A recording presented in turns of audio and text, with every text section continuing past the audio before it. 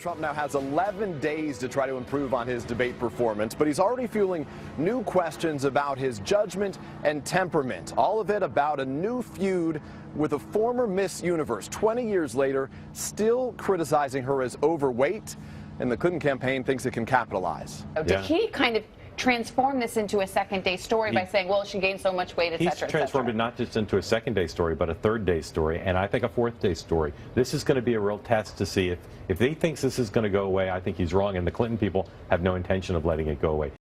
Insane. Welcome to, I guess we'll call it Malzberg's Media Madness for old time's sake, and maybe going forward. Tim Graham is here, Director of Media Analysis at the Media Research Center and Executive Editor for Newsbusters.org. Hello, Tim.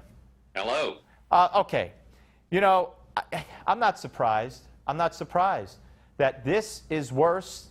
This calling this woman Miss Piggy or whatever Trump allegedly called her 20-something years ago is worse than the accusations of sexual assault of all kinds against various women, against Bill Clinton, and accusations from these women that Hillary then threatened them and trashed them and ruined their lives. This is worse. They won't touch Juanita Broderick or any of those women, but the networks have this woman, this Miss Universe person, all over the place.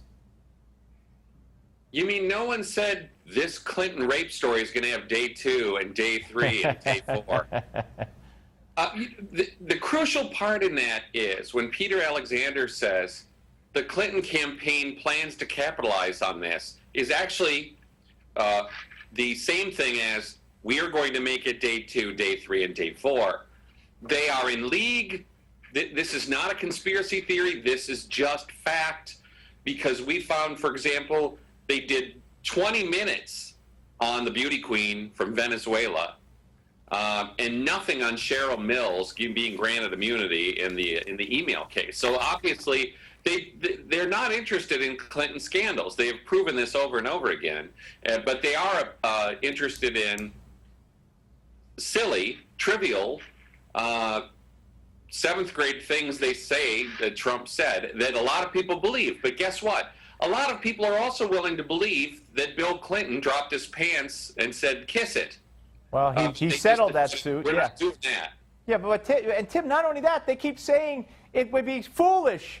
Nobody cares. It would lose women if they bring up the Clinton, if Trump brings up the Clinton women. But I guess it's good for Hillary if Hillary brings up a woman that allegedly had a problem with Trump to a lesser extent. The whole thing's insane. But I'm glad you brought up the FBI, because here's another example of the crazy media. CBS and ABC, as you note on newsbusters.org, did a story on we've already talked about this story, and it was a disgrace for the FBI Director Comey. He was either obfuscating or knows nothing. Either way, it's disgraceful. About immunity given to 5 witnesses, including Cheryl Mills, to get her computer, which she didn't have to get immunity for. They could have subpoenaed her.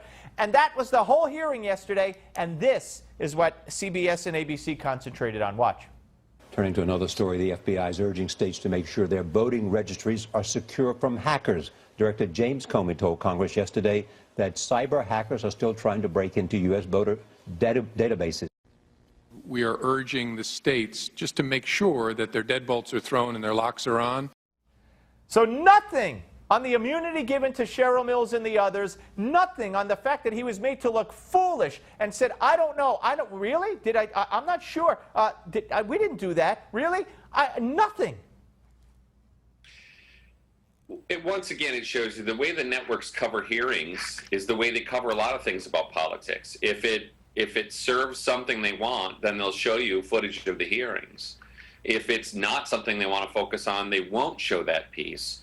I saw that piece on CBS Live this morning, and that's the first thing. I was already emailing saying, guys, let's get on this, because I'm sure they didn't do Comey's testimony on Hillary. It was ridiculous. We got 35 seconds. You wrote a great piece the other day about Lester Holt, and I know you used to admire him. Talk about him. 30 seconds. He earned an F for favoritism. That was one of the most disgraceful performances we've ever seen in a debate moderator, just the sheer imbalance of aggression. You want to hold Trump accountable, be tough on him, fine. Then maybe the other person can take it too. Or do we have a let's go soft on her because she's a girl treatment? Yeah, and the topics were left a lot to be desired as well. Not that Trump did himself any favors by not attacking, but it really wasn't good. And great stuff. Everybody check out newsbusters.org and the Media Research Center. Thank you, Tim. You bet.